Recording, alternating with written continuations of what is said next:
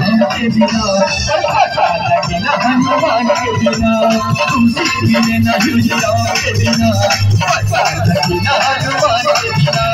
पार न लगोगे श्री राम के बिना